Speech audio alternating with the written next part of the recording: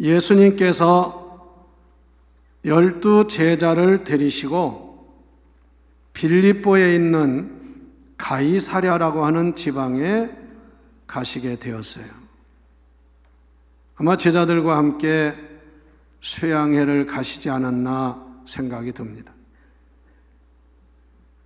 이 가이사랴라는 말은 영어로 하면 시저라는 뜻입니다. 로마의 황제를 표현할 때 시저라. 그래서 시저, 가이사랴 옥타비우스, 가이사랴 아구스토스 이런 식으로 표현을 합니다. 그런데 그 유대 총독 헤로드 왕이 가이사랴라는 도시를 만들어서 바로 그 도시를 가이사랴라고 이름을 붙이고 황제 가이사 아구스도에게 그 도시를 헌납을 했습니다. 뭐 헌납한다고 그 사람께 되는 건 아니지만 상징적으로 그렇게 했다 그 말이에요. 그런데 오늘 성경에 나오는 가이사랴는 그 가이사랴가 아니고 빌립보라는 그 이스라엘의 그 동북부에 있는 헬몬산 아래에 있는 아주 휴양지로 좋은, 아마 팔레스타인에서 가장 아름답고 풍요로운 그런 지역 중에 하나가 이 빌립보 가이사랴입니다. 여기에 예수님을 데리고 가셔서 같이 며칠 동안 생활을 하시면서 예수님께서 제자들에게 2가지 질문을 하셨어요. 그 첫째 질문이 사람들이 나를 누구라고 하느냐 이렇게 물으셨습니다. 사람들은 참 이상한 게 있어요. 뭘 물어보면요, 내 얘기하는 건 어려워하고 남의 얘기는 잘합니다. 뭐 사람들이 이렇게 한다, 뭐 교회도 보면 가만히 보면 내 얘기는 안 하고 뭐 사람들이 어떻다고 한다, 누가 뭐라고 한다, 사람들 얘기를 많이 합니다. 예수님이 사람들이 나를 누구라냐 그랬더니 너도 나도 대답을 하는 거예요. 그래서 그 나온 대답이 뭐냐면 사람들 중에 어떤 사람들은 예수님을 죽은 세례 요한이 살아났다고 합니다. 여러분 아시는 것처럼 세례 요한은 복음을 전하고 헤로드 왕의 그 잘못을 탄핵하다가 죽음을 당한 사람입니다. 헤롯이 세례 요한의 목을 쳤습니다. 그래서 죽었는데 사람들 중에는 그 죽은 세례 요한이 다시 살아났다고 이렇게 말하는 사람들이 있다 그 말이에요. 또 마태복음 14장 1, 2절에 보면 이런 말씀이 나와요. 그 지역을 담당한 분봉왕 헤롯은 예수님의 소문을 듣고 신하들에게 말하기를 이렇게 말했습니다. 이는 세례 요한이라 그가 죽은 자 가운데서 살아났으니 그러므로 이런 능력이 그 속에서 역사하는도다. 이렇게 헤롯 왕도 그 예수님을 죽은 세례 요한이 살아났다 이렇게까지 말을 했습니다. 또 어떤 사람은 예수님을 엘리야라고 그래요. 엘리야. 옛날 구약 시대에 많은 역사를 이루었던 바알신과 아세라신을 섬기는 그 선지자들 850명과 가멜산상에서 영적 싸움을 해서 그들을 물리친 바로 엘리야가 다시 태어난다. 그래서 어떤 사람은 예수님을 엘리야라고 그렇게 말합니다. 또 세 번째는 어떤 사람은 에레미야라고. 에레미야는 별명이 눈물의 선지자입니다. 앞으로 나라가 망할 것을 바라보면서 걱정이 돼가지고 말씀을 전하나 그 말씀을 듣지 않는 백성들을 보면서 나라의 장래를 생각하면서 눈물로 지새웠어요. 그래서 에레미야를 눈물의 선지자라고 합니다. 그런데 우리 예수님께서도 앞으로 이스라엘의 장래를 바라보면서 눈물을 많이 흘렸습니다.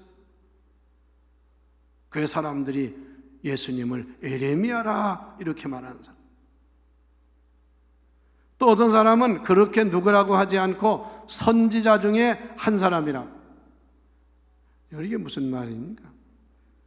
선지자 중에 하나라고 하는 건 성경에 많이 나타나는 선지자 중에 한 사람이다, 그런 얘기. 이스라엘 교회에서도 예수님은 지금도 메시아로 구세주로 믿지 않습니다. 하나님의 아들로 믿지 않고 선지자 중에 하나라고 믿어요. 이렇게 제자들이 너도 나도 세간에서 말하는 예수님에 대한 그 말을 전했습니다. 그 외에도요, 바리새인이나 서기관이나 이런 사람들은, 사두개인들은 예수님을 뭐라고 했냐면 율법을 파괴하는 자다, 또 하나님을 모독하는 신성 모독자다, 또는 예수님을 말할 때 그 세리나 창녀들을 가까이 하는 그 아주 불의한 사람이다. 또 심지어는 귀신의 왕 바알세불을 힘입어서 기적을 행하는 사람이다. 이런 예수님에 대한 그런 말들을 많이 했습니다. 비난하는 거죠. 그 외에도 예수님은 기적을 행하는 능력의 사람, 불쌍한 사람을 도와주는 그런 분, 병자를 고쳐주는 분, 또 만능의 의사, 뭐 별 말들이 많이 있었어요. 그런 얘기들을 예수님에게 전해줍니다. 그런데 그 말을 다 들으신 예수님이 제자들에게 또 질문을 합니다. 그러면 너희는 나를 누구라고 하느냐? 제가 여기 물어봐도요, 제자들과 같이 대답 안 할 사람 많아요. 그냥 가만히 누가 대답해 주기를 바라지. 주는 그리스도시요. 여러분 교회 와서도요, 예배 드릴 때도 우리가 사도신경으로 신앙 고백하는 거 고백을 잘 하시기를 바랍니다. 저는 신앙 고백을 분명히 해야 된다고. 그냥 얼렁뚱땅 이게 아닙니다. 전능하사 천지를 만드신 하나님 아버지를 내가 믿사오니, 그 외아들 우리 주 예수 그리스도를 믿사오니, 다 믿는다는 거 확실하게 고백하고 대답했어요. 예수님의 이 말 질문에 베드로의 대답은요, 기독교 신앙의 신조가 됐다는 걸 아시기를 바랍니다. 기독교 신앙 고백의 핵심이 핵심. 여기 두 마디가 얼마나 귀한지 아세요? 주는 그리스도요 하는 그 말은 예수님의 인성을 말합니다. 육신으로 오신 예수님. 그리스도라는 말은 헬라어이고 이걸 히브리어 구약으로 말할 때는 메시아입니다. 그리고 우리가 그걸 번역할 때는 구세주입니다. 원래 히브리어로 메시아를 마시아흐라, 마시아흐. 근데 그거를 쉽게 부르게 해서 메시아.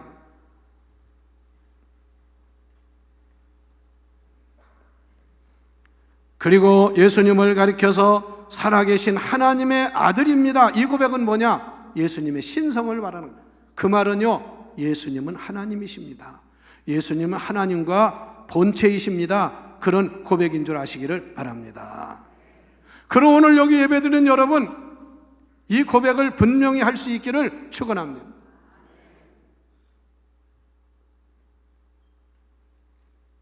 그 고백을 들으신 예수님께서 17절에 아주 중요한 말씀을 하시는 거예요. 자, 17절을 다 같이 한 목소리로 읽어보십시다. 시작. 예수께서 대답하여 이르시되 바요나 시몬아, 내가 복이 있도다. 이거 잘 들으세요. 내가 복이 있다는 거예요. 복이 있도다. 너는 복의 사람이라 그 말이에요. 그 다음에 이를 내게 알게 하니는 혈육이 아니요 하늘에 계신 내 아버지시니라. 여러분 이거 많이 들었죠? 지금 베드로가 신앙 고백한 것은 혈육이 아니라서리는 내가 육신적으로 알아서 부모한테 들어서 누구한테 배워서 외워서 하는 말이 아니고 하늘에 계신 내 아버지가 내게 영감을 주고 성령의 감동을 주어서 고백한 신앙이라 그 말입니다. 할렐루야. 우리가 주일 학교에서 애들 가르쳐서요 얼마든지 외우게 할 수 있어요. 성경은 66권, 구약은 39권, 신약은 27권, 예수님의 제자는 12명, 베드로, 안드레, 야고보에서 12명을 쫙 외우고 뭐 이런 거 다 알수. 예수님은 하나님의 아들이요 그리스도이십니다. 얼마든지 외워서 할 수 있어요. 이건 그 얘기가 아닙니다. 그런 고백이 아니라 혈육으로 된 고백이 아니라 하나님이 내게 알게 한 것이라 그 말입니다. 여러분 몇 번 말씀드렸죠? 성경의 신약 성경이나 구약 성경이나 안다는 말은 지식적인 게 아닙니다. 이거는 너에게 깨닫게 하고 체험하게 하고 성령의 지시로 고백하게 했다 그 말입니다. 신앙 고백은 그렇기 때문에 배워서 하는 게 아닙니다. 성령의 감동, 하나님의 지시로 계시로 고백할 수 있어야 합니다. 그러면서 우리 주님께서 베드로를 칭찬을 하셨어요. 아, 너는 복이 있는 자로다. 여러분도 신앙 고백 잘해서 주님으로부터 복 있는 자라고 칭찬받고 축복받는 성도가 되시기를 바랍니다. 그리고 예수님이 이어서 말씀하십니다. 18절에 반석 위에 내가 교회를 세우는데. 자, 한번 우리 18절을 다 같이 읽어보세요. 시작. 내게 이르노니 너는 베드로라. 내가 이 반석 위에 내 교회를 세우리니 음부의 권세가 이기지 못하리라. 여러분 이거 잘 아세요? 베드로의 원래 이름은 바요나 시몬입니다. 바요나 시몬이라는 말은 바라는 말은 아들이란 뜻입니다. 요나는 요한나. 그리고 시몬이 이름입니다. 그래서 요한나의 아들 시몬이에요. 그것을 헬라식으로 요한의 아들 시몬이라고 부릅니다. 베드로는 뭐냐? 예수님이 불러주신 이름인 줄 아시기를 바랍니다. 이 신앙 고백을 한 다음에 너는 베드로라 그랬어요. 베드로라는 말은 우리말이고 베드로라는 말의 헬라어는 페트로스입니다. 또는 페트라라고 합니다. 이것이 영어로는 피터, 우리는 베드로를 피터 그러죠. 이것이 아랍어로는 뭐라고 하냐면 게바라고 합니다. 게바. 보세요. 바요나의 아들 시몬, 그 다음에 게바는 똑같은 시몬 베드로인데 어디 이름이라고요? 아람어야 아람어. 게바라고 하는 이름이에요. 그리고 우리는 베드로라고 부르는 거예요. 그리고 베드로, 예수님이 지어준 베드로라는 말의 뜻은 바위, 반석, 바위 덩어리 그런 뜻입니다. 너는 신앙의 반석이 된다고. 그러시면서 말씀하시기를 내가 이 반석 위에 교회를 세우겠다. 할렐루야. 이 말씀을 보면 여러분 신앙 고백이 얼마나 소중하다는 걸 아셔야 합니다. 이 베드로의 신앙 고백 위에 내 교회를 세우겠다는 거예요. 그런데 캐톨릭 천주교에서는 베드로에게 교회를 세웠다고 이렇게 말해요. 그건 잘못된 겁니다.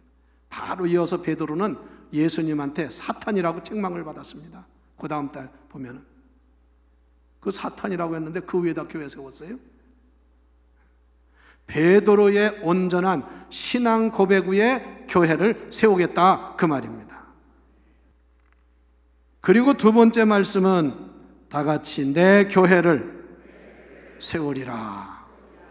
여러분 예수님 분명히 말씀했어요. 이 반석 위에 그냥 교회 세운다는 게 내 교회를 세우리라. I build my church. 내가 내 교회를 여기다 세우겠다. 그래서 모든 교회는 주님의 교회인 줄 믿으시기 바랍니다. 오늘 우리 어머니 장례 치른 우리 가족들 저한테 인사하러 와서 그 딸 어느 교회 나가냐고 했더니 그 교회 이름은 주님의 교회더라고. 주님의 교회. 교회 이름을 주님의 교회라고 짓는 데가 있어요. 이 교회도 주님의 교회인 줄 믿으세요. 그러므로 아무도 교회에서 큰 소리 칠 사람이 없는 거예요. 왜? 주님의 교회라는 걸 알아야 합니다. 그리고 세 번째 중요한 것은 음부의 권세가 이기지 못하리라. 이 주님이 세운 주님의 교회를 음부의 권세가 이기지 못한다는 거예요. 음부가 뭐냐? 이 음부라는 말은 헬라어 하데스라는 말을 우리말로 번역한 거예요. 그래서 영어 성경에 보면 The Gate of Hades라고 그래요. 이 하데스라는 말은 히브리어로 하면 스올이라는 말입니다. 여러분 시편, 잠언, 욥기서에 스올이라는 말 자주 나오잖아요. 그래서 히브리어로는 스올이라고 합니다. 히브리어 스올을 헬라어로 번역한 것이 하데스야. 이걸 영어로 번역한 것이 뭐냐면 헬이야. 헬, 지옥. 그래서 하데스라는 말은 원래 뜻이 죽은 자들의 세계, 지옥, 지하 세계, 그런 뜻이 있어요. 그래서 음부의 권세가 이기지 못한다는 것은 이 내 교회, 주님의 교회는 사탄 마귀의 세력이 건들 수 없다, 그 말이에요. 지옥의 권세가 흔들지 못한다, 그 말입니다. 그래서 그전에는 교회를 세우면 거기 교회 그 기념돌을 갖다 세우잖아요. 그걸 머릿돌이라고 하잖아요. 거기다 되게 뭐라고 썼냐면 이 교회는 음부의 권세가 이기지 못하리라, 이걸 써놨었어요. 음부의 권세는 곧 마귀 세력의 권세인데, 여러분 역사 이래 예수님이 교회를 세우신 이후에 얼마나 많은 음부의 권세들이 교회를 흔들었습니까? 얼마나 교회를 시험했습니까? 그러나 하나님의 교회는 하나님이 지켜주시는 줄 믿습니다. 여러분 사람 두려워하지 말고 하나님 뜻대로 사시기를 바랍니다. 그리고 마지막 네 번째 중요한 말씀은 19절을 다 같이 읽어보세요. 19절 시작. 내가 천국 열쇠를 내게 주리니 내가 땅에서 무엇이든지 매면 하늘에서도 매일 것이요 내가 땅에서 무엇이든지 풀면 하늘에서도 풀리리라. 할렐루야. 여러분 교회를 소중히 여기시기를 바랍니다. 교회 우습게 여기는 사람 치고 신앙생활 제대로 하는 줄 아세요? 자기 직장 귀하게 여기지 않는 사람 직장생활 제대로 합니까? 자기 가정을 귀하게 여기지 않는 사람 가정생활 제대로 해요? 여기 말씀 보세요.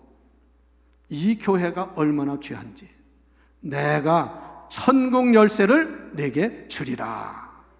어디 청와대가 무슨 어디 기관에 우리 무슨 어디 법원에 어디에다가 천국 열쇠 준 데 있어요?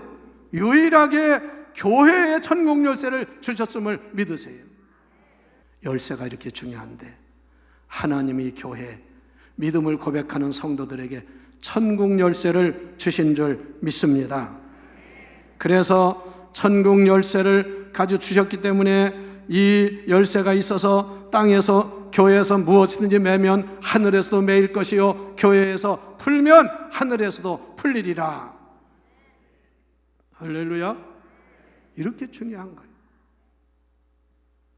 그러면 천국 열쇠를 주셨다고 했는데 이게 무슨 열쇠냐? 저는 세 가지로 말씀을 드립니다. 첫째는 제일 중요한 건 구원의 열쇠인 줄 믿습니다. 교회를 통해서 많은 영혼들을 구원하는 거예요. 교회가 이렇게 중요한데 지옥 갈 사람들을 천국으로 인도하는 거예요. 교회처럼 귀한 존재가 없습니다. 하나님은 이 교회를 세우셔서 지금까지 수많은 사람을 천국 백성으로 구원해 주신 줄 믿습니다. 여러분도 그런 복을 받았음을 믿으시면 아멘 하시기 바랍니다.